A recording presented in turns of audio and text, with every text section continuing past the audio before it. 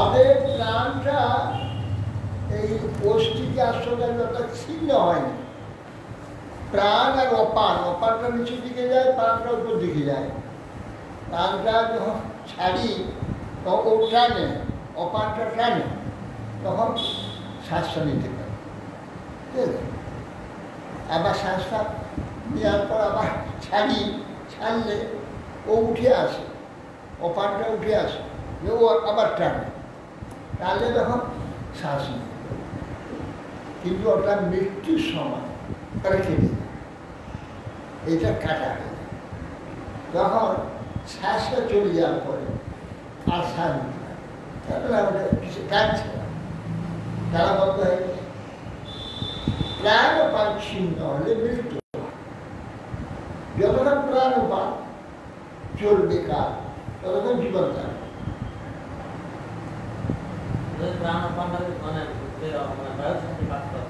বায়ু তো ওটা, বায়ু, এই জন্য বায়ুটা অস্থিতে রয়েছে। আমার শরীর অস্থি আছে, অস্থিতে রয়েছে। অতএব ততস্তে আশিস সর্বা দদাম্য অসুর পূর্ণ।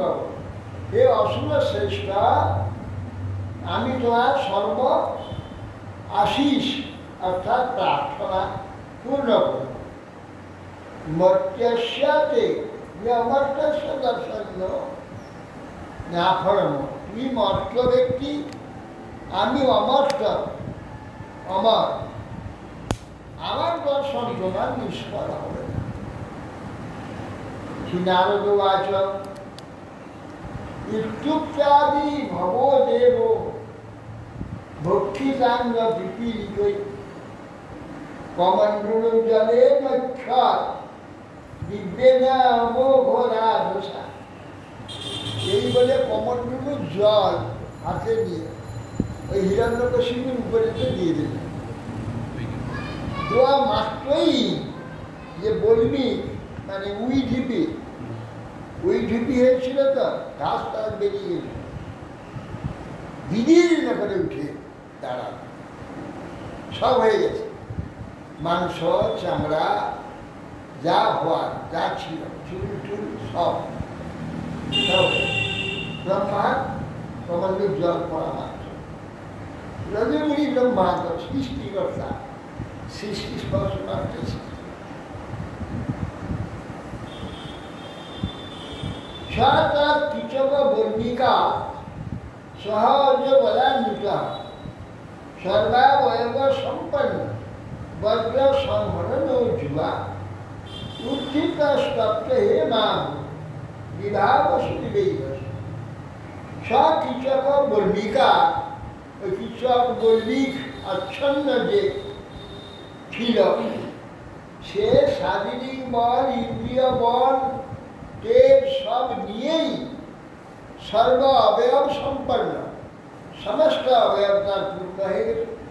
বজ্র সংহরণের একটা বজ্রের ন্যায় দৃঢ় প্রত্যেক যুবার, হ্যাঁ, বজ্রের ন্যায় শক্ত শরীর এক যুবক উঠে দাঁড়ায়।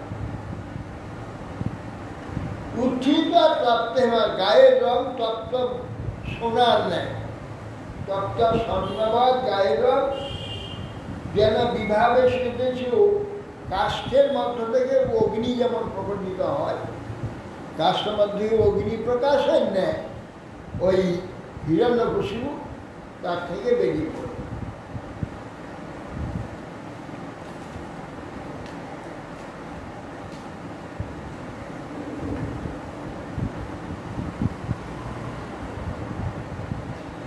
নিরীক্ষা অম্বরে দেব হংসা বা হম উপস্থিত নাম শিরসাদে ভূম দর্শন মহোৎসব। আকাশে দেখতে পেলে হংসের উপর বসে আছে ব্রহ্মা। ব্রহ্মাকে দেখে তার আনন্দে আসমানে হংসবাহন উপস্থিত হয়েছে, বরদাতা এসে দিয়েছে, আর কষ্ট নাই, এবার স্বয়ং বরদাতা এসে দিয়েছে। উচ্চাঘাত সাষ্টাঙ্গে মাটিতে পড়ে প্রণাম করলেন ভূমিকে। উৎসাহ প্রাঞ্জলি প্রাণ জোর হাত করে ব্রহ্মাকে দর্শন করতে করতে বলছেন হর্ষ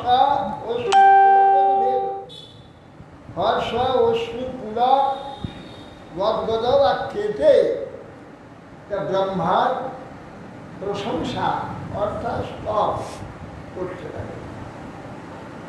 হিরণ্যকশিপুর্বাচ কল্পান্তে কালসৃষ্টেন রন্ধেন তমসাবৃতম অভিবাদক জগদিদম স্বয়ং জ্যোতি স্বরূপিষা আত্মানা জীবিতা ছেদম হিজত্য অবধি লিম্পতি রজসত্য প্রবোধান্নে পরায় মোহতে নমঃ। বলছেন হিরণ্যকশিপু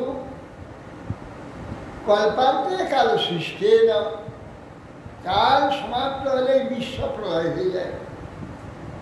বিশ্ব কখন প্রলয় হয়? কল্পান্তকালে। কল্প 14 মন্বন্তর শেষ হয়ে যাবে, কল্প শেষ হয়ে যায়। তখন এই পৃথিবী অন্তরিক্ষ স্বর্গ আর এই চন্দ্র সূর্য আদি সব ধ্বংস হয়ে যাবে।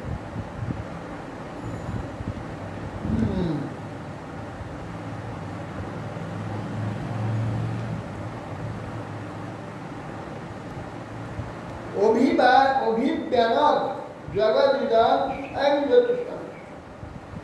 তখন কি হয়? এই যে বিশ্বটা অন্ধকারে ডুবে যাবে, চন্দ্র সূর্য তো নষ্ট হয়ে যাবে, অগ্নিও থাকবে না, সব অন্ধকার হয়ে যাবে। অন্ধকারে ডুবে যাবে। স্বয়ং জ্যোতি স্বরূপ তমগুণের দ্বারা আবৃত এই জগৎকে পুনরায় স্বয়ং প্রকাশ করবেন। আপনি স্বয়ং প্রকাশ করেন, প্রকাশিত করেছেন। বিষ্ণু এটা করেছেন, ব্রহ্মা বিষ্ণু মহেশ্বর এই তিনকে এক করে দিয়েছেন। স্বয়ং প্রকাশ ওই অন্ধকার এক রাত্রি পর্যন্ত থাকে, ব্রহ্মরাত্রি, মানে ওই 14 মন্বন্তর কাল রাত্রি হবে।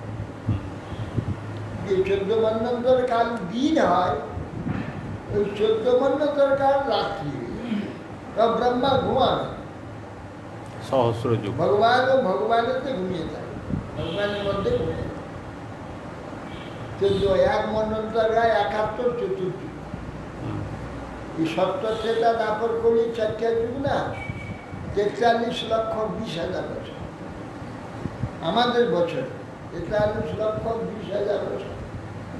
এইরকম 71টা 43,20,000 বছর হলে একটা মন্বন্তর। এইরকম 14টা 43,20,000, 14টা 71 লক্ষ, 14টা 71 লক্ষ, 71 43,20,000 হলে ব্রহ্মার একদিন হবে। আর ওই রকম এক রাত। 28 মন্বন্তর।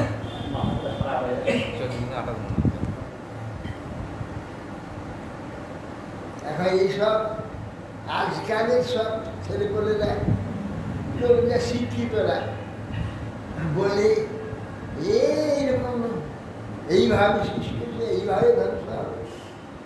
ওই বড় একটা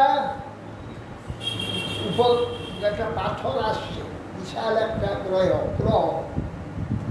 ওই দেহে আসছে, এসে পৃথিবী দিয়ে আঘাত করলে পৃথিবী এই সমস্ত সমুদ্র উদ্বেলিত হবে, সমস্ত বিশ্ব প্রলয় যায়।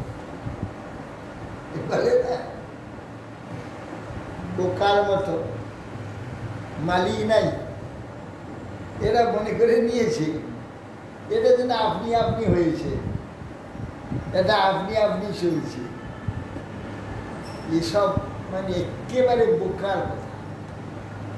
বোকা ছাড়া এত জগৎ, এত সুন্দরভাবে জগৎটা মালিকবিহীনে চলতে পারে? একটা জড় প্রকৃতি এটা করবে, জড় একটা নেচার, সেই রকম একটা সুন্দরভাবে হ্যাঁ এই সৃষ্টিটা তিনি করবেন। এটা মশাকে আমি চোখে দেখতে পাই না, তার সে সুরের মধ্যে সিরিজের মতো ফাঁকা আছে, যেটাকে আমাদের দেখবার কোনো ক্ষমতাই নেই, সেইটা ঢুকিয়ে দিয়ে আমাদের রোগকূপের মধ্যে সে রক্ত টেনে বার করছে। এই যে সৃষ্টি, এটা কি উনি এমনি আপনি হয়ে যাচ্ছে? এইসব বোকা না। এই কতবার শুনলাম ওই একটা গ্রহ আসছে, পৃথিবীর সঙ্গে সংঘর্ষ হবে, কোথায় ছিল? 2012 সালে, হ্যাঁ 2012 সালটা কতবার কতবার হয়ে গেল।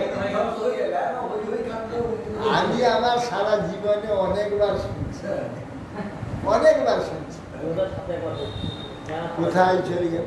আরে একজন মালিক আছে, যে মালিক এই সব পরিচালনা করছে, কোনটা আসবে, কোনটা যাবে, কি হবে, কিভাবে আসবে, এসব তার ইচ্ছা দিয়ে। আমি বলেছিলাম যদি এটা হয়ে যায়, যদি ওটা হয়ে যায়, তাহলে পৃথিবীর কি হবে?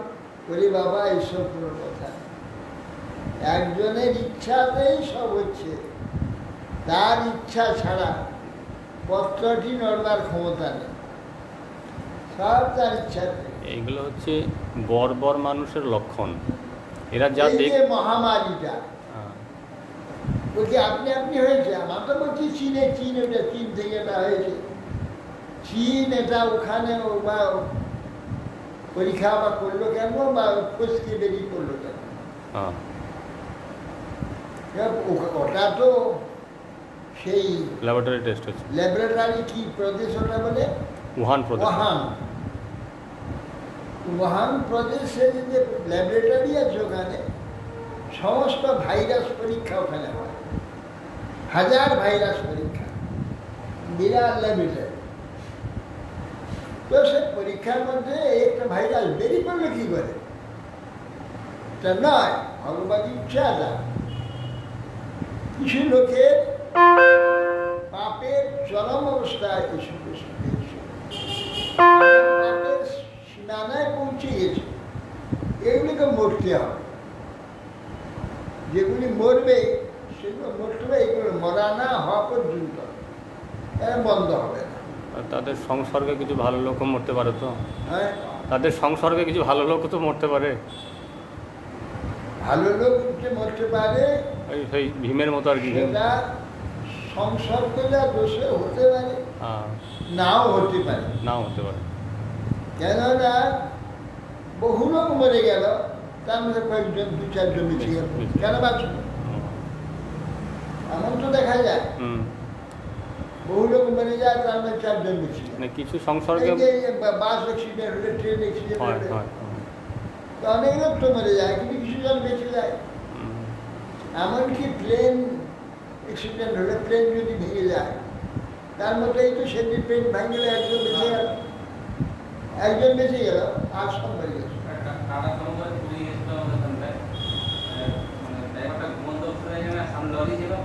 হঠাৎ দেখতে পেয়ে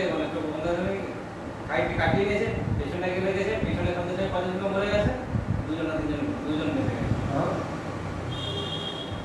ও ঠিক বাঁচাবার দেখে বাঁচিয়ে যায়, নিতান্ত নিজের বাঁচবার না থাকে তো মরতে হয়।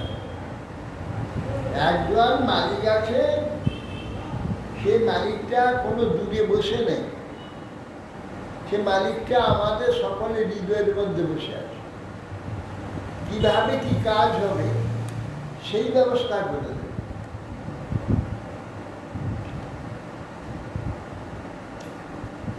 অতএব সেই জন্যে আপনি এই জগৎকে স্বয়ং প্রকাশ, সব প্রকাশে প্রকাশিত করছেন। এই ত্রিগুণ দ্বারা সৃষ্টি এবং স্থিতি লয় 3টা করছে। রজগুণের সৃষ্টি, সত্যগুণের স্থিতি এবং তমগুণের লয়। এই তিনটি গুণ সমানভাবে কাজ করছে। মানে যেহেতু হিরণ্যকশিপু বলছে তো, তা বিষ্ণুর কথা বলবেন না আর কি। না, সেই যে রজসত্ব তমগুণের আশ্রয় স্বরূপ অপরিমেয় পরমেশ্বরকে আমি প্রণাম করি। মাঝে মাঝে বিষ্ণুকে করবে না, বিষ্ণু তার গোত্র করে।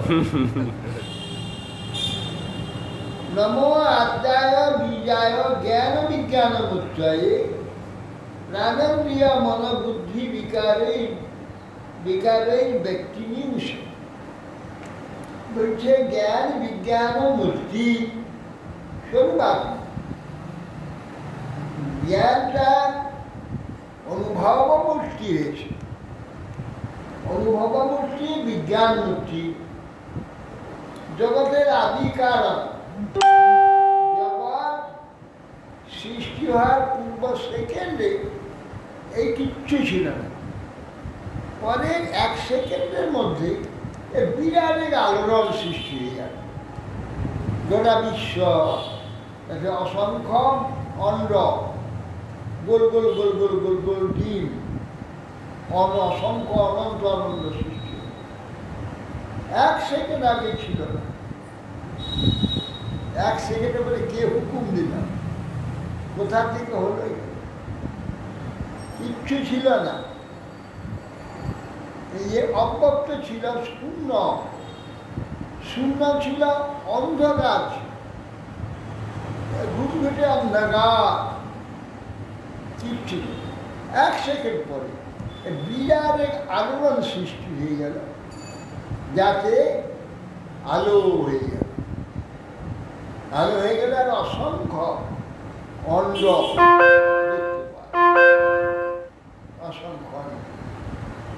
প্রথমে ওই মহত্তত্ত্বটা হয়ে গেলে আলো হয়ে গেল, তারপরে অসংখ্য অন্ড।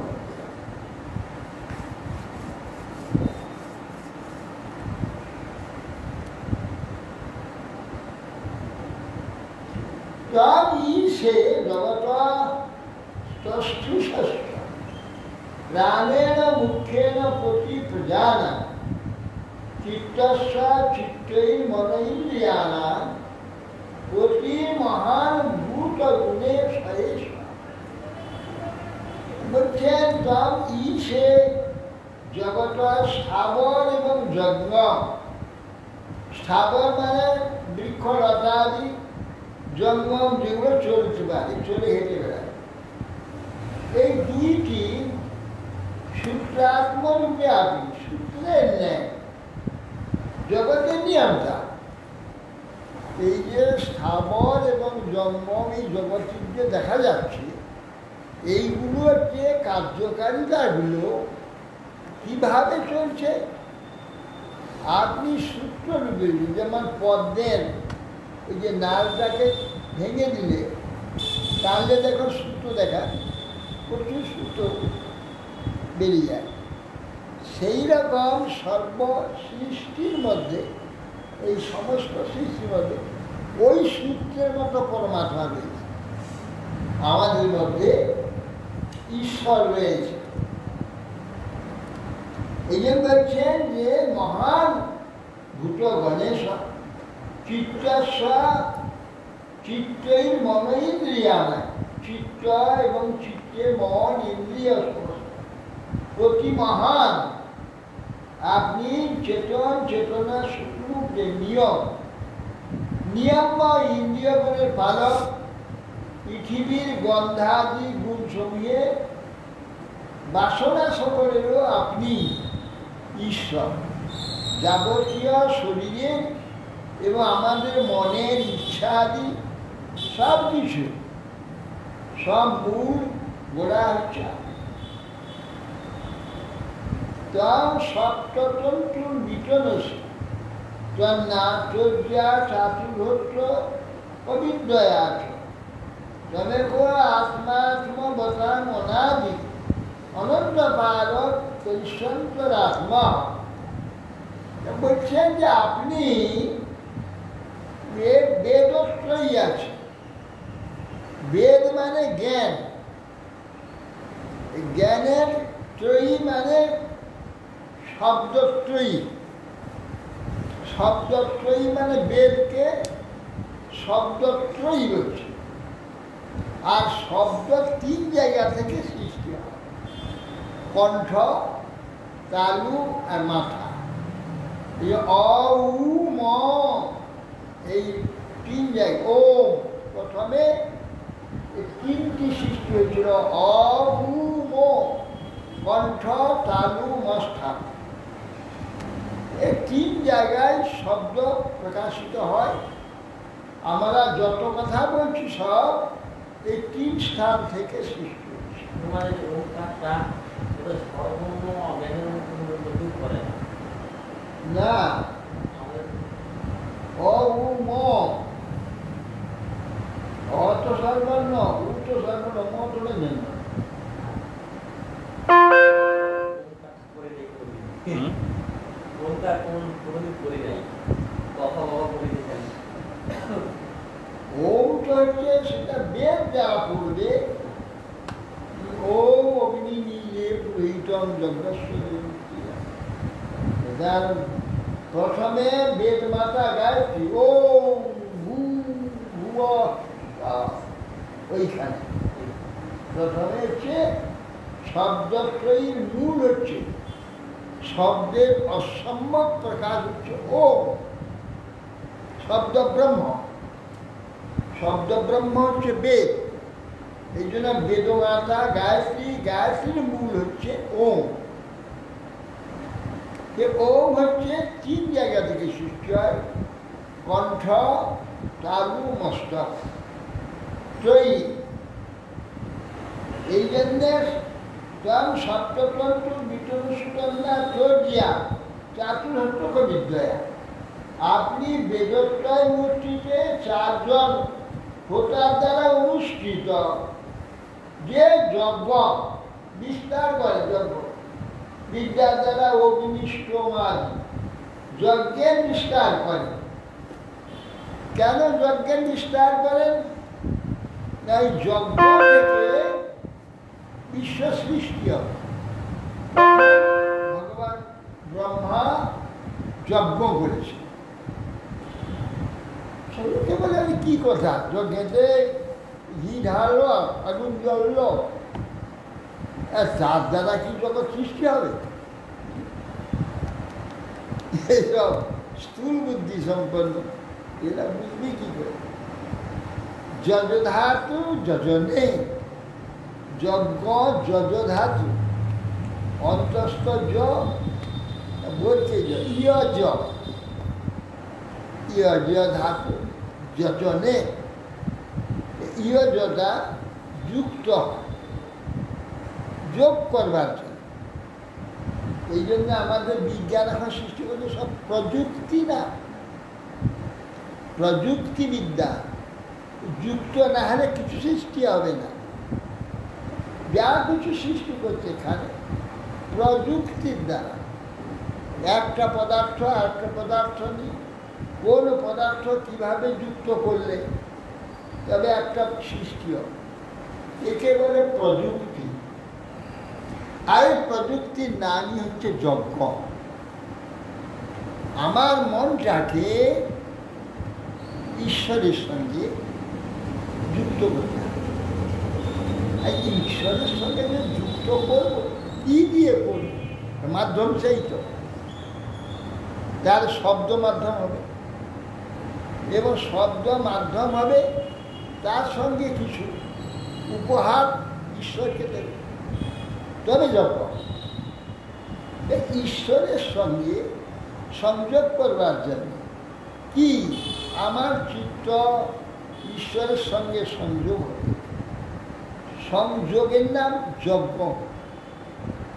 এবং সেটা ওই হবির মাধ্যমে, হ্যাঁ, ওম নারায়ণায় স্বাহা, ঈশ্বরের সঙ্গে যোগ, ঈশ্বরের সঙ্গে চিত্তে যোগ হলে তবে সে চিত্ত নির্মল হবে, শুদ্ধ হবে, পরিষ্কৃত হবে।